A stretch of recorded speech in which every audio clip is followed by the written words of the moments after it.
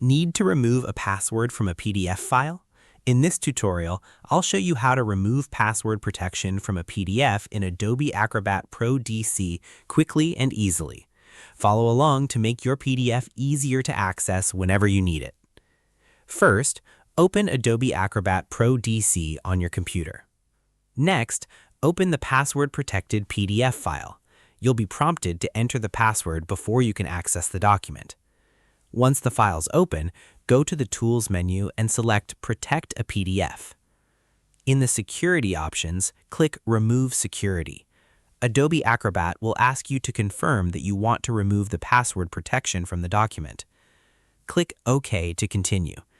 Acrobat will then remove the security settings from the PDF. Finally, click Save to apply the changes and update the document.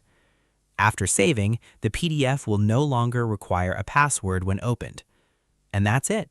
You've successfully removed password protection from a PDF using Adobe Acrobat Pro DC. Thanks for watching, and be sure to check out more tutorials for additional PDF tips and tricks.